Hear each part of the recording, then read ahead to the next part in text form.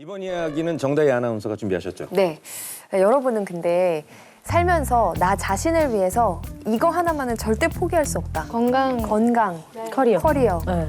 약간 명예 이런 거. 자유. 자유. 어디서 억압 받으세요? 난 항상 뭔가 약간의 자유가 항상 있어야 돼. 혼자만의 시간이나 꼭 공간. 혼자만의 시간이 아니더라도 결정되지 않은 상태로 약간 이걸 보고 즐길 수 있는 그런 게 있어요. 열려있는 상태. 저의 경우는 이제 결혼하고 아기도 있으니까 저는 남편, 아기, 부모님 이렇게 가족이 좀 떠오르더라고요. 제가 준비한 장미의 전쟁은요. 내 이것의 젊은 만큼은 포기할 수 없다. 내 이것의 젊음? 내 젊음이 아니고 내 이것의 젊음. 피부? 피부 이런 건가? 탄력. 설마 탄력으로 장미의 전쟁이 나왔겠어? 아, 그쵸. 그렇게는 안 가겠지. 모발 뭐 이런 거. 너무 중요한데. 벗겨지는 건 안 되죠. 자, 일본에 살고 있는 1973년생 여성 요코야마 후지코.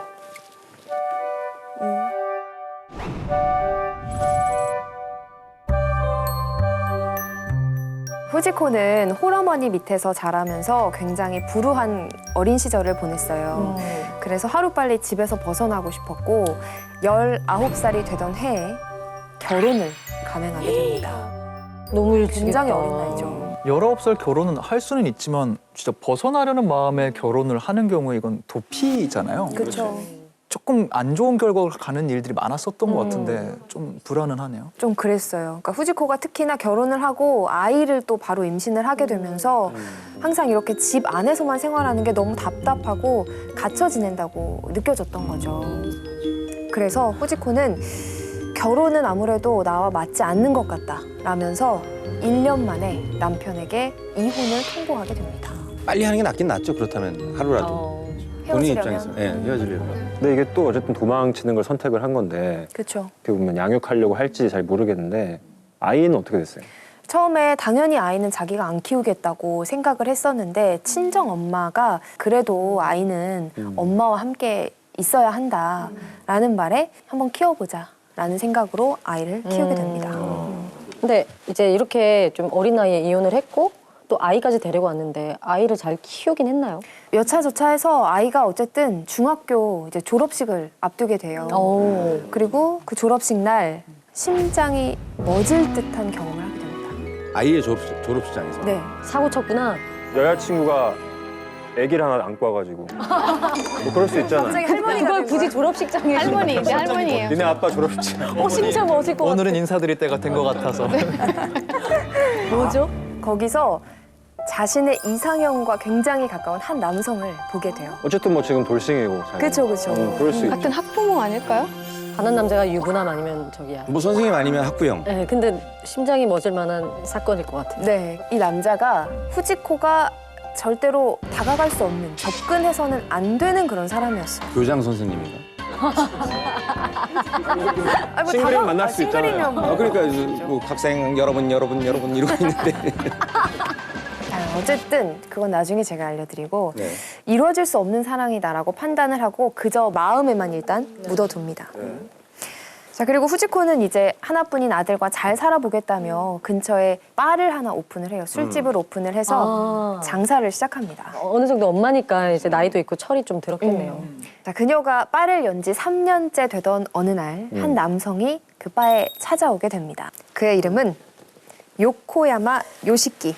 유시기 요코야마 요시키. 요시키. 상당히 젊어 보이는데 상대적으로 뭐 그래도 굉장히 핸섬한 얼굴이라고 봐야죠. 예. 훈남이죠. 예. 후지코는 이 남자를 보자마자 그 자리에서 얼어붙고 맙니다.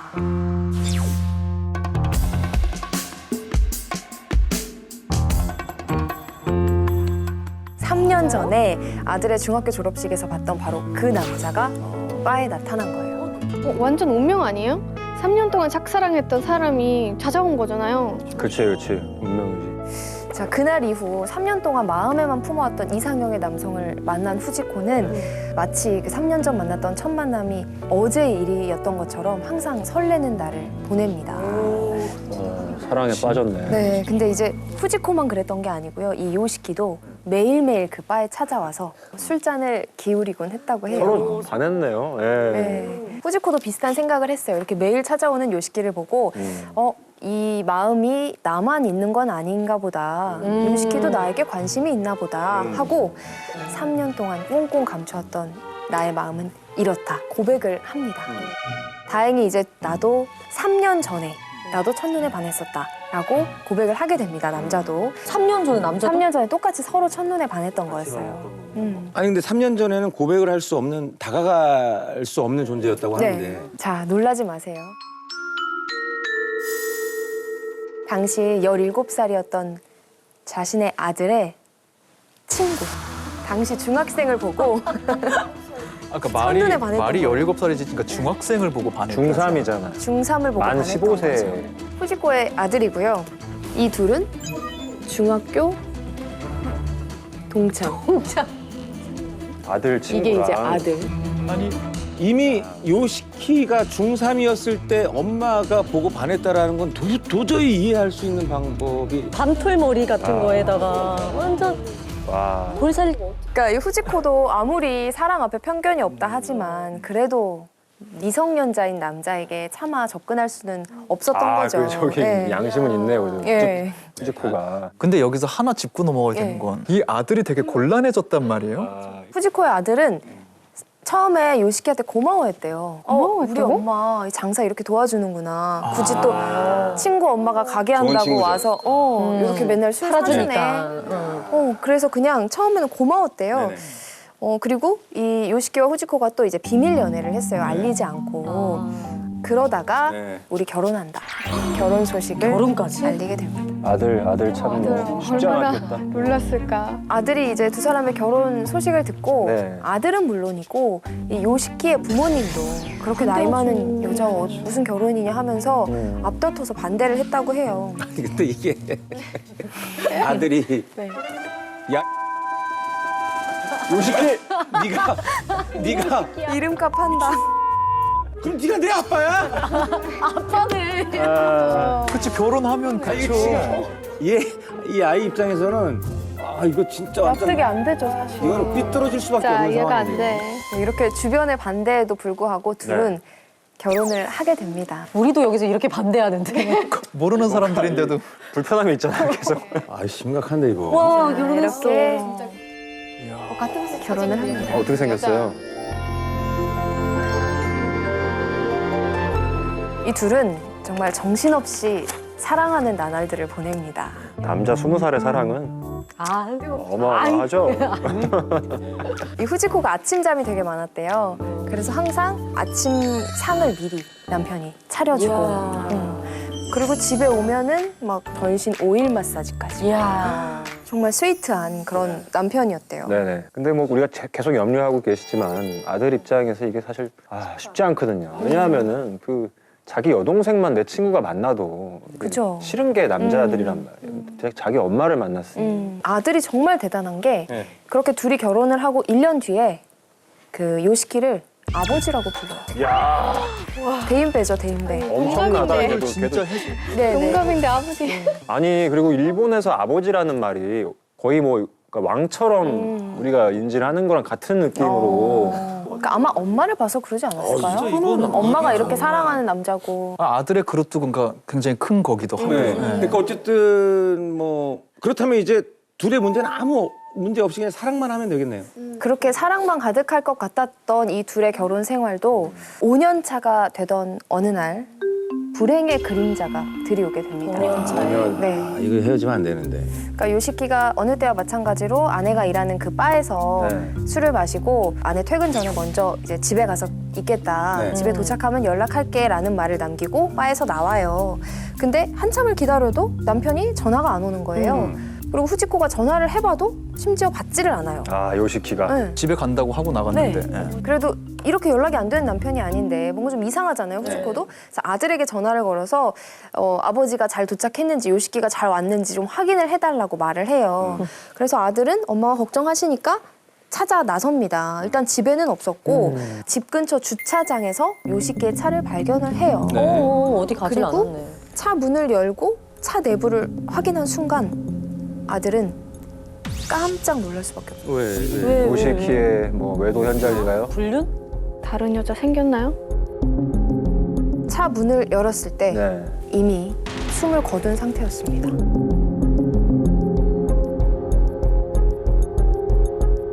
요시키가 뒷좌석에 타고 있었어요. 네. 가만히 자고 있는 것처럼 보였는데 네. 자세히 보니까 요시키의 목에 얇은 전깃줄이 여러 개 감겨 있었고 얼굴과 몸에는 과격하게 싸운 듯한 그런 상처들 투성이었다고 합니다. 강도 뭐 납치 이런 건가? 아니 갑자기 요시키가 죽을 일이 왜 생겼을까요? 그러니까. 아들의 신고를 받고 출동한 경찰이 곧바로 수사를 시작을 합니다. 심하게 누군가와 다툰 흔적, 그리고 목이 졸려있는 흔적을 보고 강도 살인이 아닌가 의심을 하는데 뭐 소지품이나 주변 귀중품이 없어진 게 하나도 없었어요. 그래서 강도 살인은 배제를 하게 됩니다. 그러니까 경찰은 뭐 여러 정황상 타살이라고 결론은 내리는데 요시키가 누구한테 살해를 당했는지 이거는 밝혀내지 못하고 사건이 미궁 속으로 빠져듭니다. 너무나도 어렵게 이루어진 결혼이고 모두의 반대에도 불구하고 잘 살아서 아버지로서까지도 인정을 받았는데 후지코가 충격이 너무 클 것 같아요. 네. 그러니까 소식을 들은 후지코는 뭐 정상적인 사람의 모습이 아니었다고 해요. 너무너무 힘들어했고 요시키의 장례식이 진행되는 내내 슬픔에 잠겨서 뭐 먹지도 마시지도 않고 식음을 다 전폐하고 장례가 치러지던 그 3일 동안 밤낮을 오해를 하면서 남편의 장례식장을 지킨 후지코에게 한 언론 매체가 심정이 어떠냐 물어봅니다. 犯人にどういう気持ちでいますか今まだ捕まってないですけど言葉では言えません言葉では言えない殺したいですね憎いですよね그 정도로 그렇죠. 원망스럽죠. 내 인생의 운명 사랑을 같은 사람을 만난 거잖아요. 그러니까 그 사람을 누가 살해했다면은 저렇게 느낄 수 있을 것 같아요. 그러니까 하루아침에 너무나도 사랑했던 남편을 잃은 후지코는 정말 삶의 의미를 잃어버린 것처럼 너무너무 힘들어합니다. 그랬겠죠. 자, 이렇게 후지코가 너무 힘들어하던 때에 다행히도 그녀의 곁에서 그녀를 지극정성으로 챙겨주면서 그녀의 상처를 보듬어준 한 남자가 있었어요. 후지코 가게의 단골 손님이었던 우에야마 마오였습니다. 아, 제3자가 등장을 하네요. 누가 나오네요.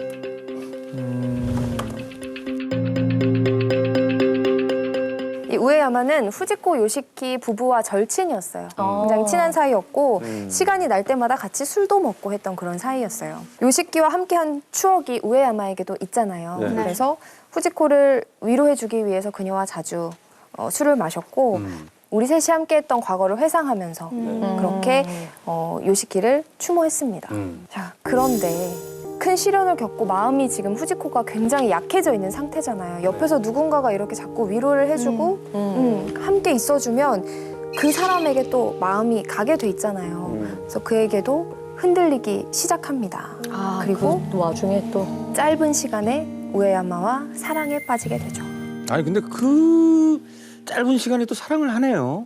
아니 그만큼 너무 무너져 있었나? 누가 조금 케어해줘도 바로 마음이 갈 정도로. 너무나도 힘들어했던 후지코의 모습을 주변 사람들이 다 봐왔기 때문에 오히려 우에야마가 옆에 있어줘서 다행이다. 그러니까 많이 힘드니까. 요시키가 세상을 떠난 지 3개월이 되던 어느 날 네. 경찰이 살해 용의자를 특정하게 됩니다. 범인을 특정했다고 하면 이제 후지코도 좀 마음 편하게 글을 보내줄 수 있을 것 같다라는 좀 생각이 드는데 범인이 누굽니까? 범인. 자, 경찰이 체포한 이는 바로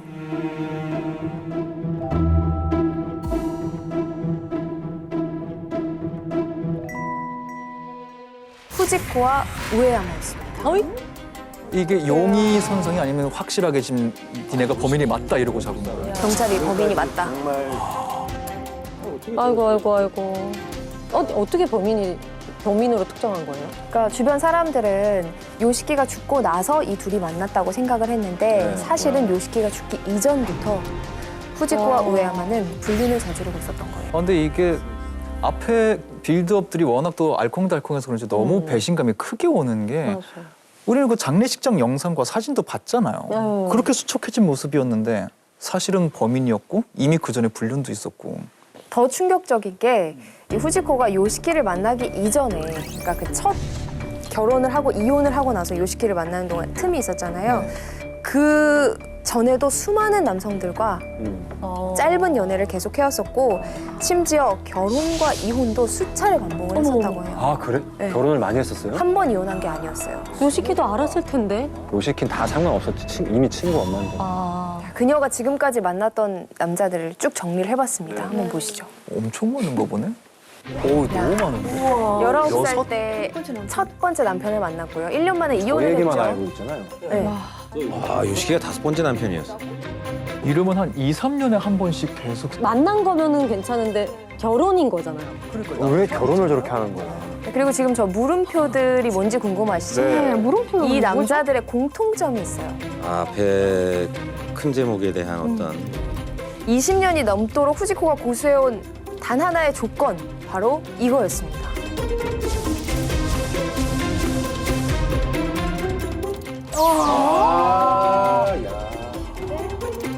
젊은 거시기가 나오네 이제.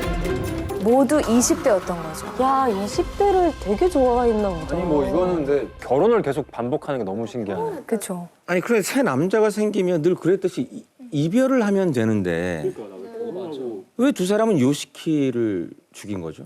후지코가 요시키에게 이혼하자는 말을 했었어요. 네. 요시키가 죽기 전에 그 말을 했었는데 네. 요시키가 그걸 반대하고 집을 나가버렸어요. 그래서 내연남이었던 우에야마와 요시키를 없애버리자 살해 계획을 세웠던 거죠. 그 두 사람이 그래서 어떻게 범인으로 특정 지어졌어요? 그러니까 이 후지코와 우에야마가 요시키 살해와 관련해서 주고받은 문자 메시지가 발견이 됐거든요. 자, 후지코가 말하죠. 죽여버릴 것 같아. 아 이걸 이렇게 보다. 정말 보기 싫은 문자네요 또. 당신의 손을 더럽히지 마. 해도 내가 할게. 자기는 이게 되게 로맨틱한 대화라고 생각할 거 아니야. 그러니까. 당신을 사랑을 위해서 위하여. 내가, 네. 뿐만 아니라 사건 당일 이 모든 일들을 지켜보고 있던 게 하나 있습니다. 바로 CCTV인데요. 요시키가 후지코의 가게에 들어가는 모습은 찍혔지만 걸어 나오는 모습이 찍히지 않았대요. 가게에서 구타를 했구나. 찍히지 않았고 대신에 다른 장면들이 찍혔거든요. 요시키 차에 그러니까 요시키를 이미 죽이고 그 시신을 요시키 차에 유기하는 모습이 찍혔고 유기한 후에 그 우에야마는 후지코의 차를 타고 가게로 다시 돌아가는 모습이 또 찍혔습니다. 여기서 하나 좀 궁금한 거는 이혼을 반대해서 요시키가 집을 나갔었잖아요. 네네. 전날 가게로는 왜 갑자기 나타난 거예요? 그것도 너무 요시키가 좀 안쓰러운 게 이혼하지 말자고 설득하려고 아이고. 그 가게에 갔었던 거라고 해요. 진짜 사랑했구나. 그러니까 이제 그 후지코 입장에서는 너 잘 왔어 이거였네. 그렇죠. 제 발로 걸어 들어왔으니까 이날 우리 계획한 대로 죽여버리자. 그래서 후지코는 요시키의 술에 수면제를 계속 탔던 거예요. 잠든 요시키를 우에야마가 전깃줄로 목을 감아서 질식을 시키고 요시키를 차량에 이제 시신을 유기한 거죠. 근데 그런 와중에도 조금 몸부림이 있었나 봐요. 발버둥을 쳤나 봐요. 그러니까 정신이 아예 나간 건 아니었나 봐요. 수면제를 먹어도 비몽사몽한 상태여서 어떻게든 저항은 해봤으나 네, 그렇게 된 거죠. 그래서 그 후지코랑 그 내연남 어떻게 됐어요 그 이후에? 자신의 형량을 줄이기 위해서 서로 잘못을 떠밀었다고 해요. 요시키의 목을 조른 건 후지코였다. 아니다. 살해 계획을 세운 건 우에야마였다. 서로 떠넘기는구나. 서로 떠넘깁니다. 하지만 이 둘이 불륜 관계를 유지하기 위해서 요시키를 살해한 것만은 분명하다라는 판단이 있었고 살인 공모 및 살인 혐의로 우에야마는 징역 14년을 선고받고요. 그리고 후지코는 징역 17년형을 선고받게 됩니다. 참 씁쓸하네요. 이게 조건 하나만 보고 사랑에 빠지게 되면 그 조건 하나가 다 했을 때 이별을 피할 수 없다고 하잖아요. 사랑이 아닌 연하남이란 조건에만 집착을 해 연하남으로 파국을 맞이한 일본 장미의 전쟁이었습니다.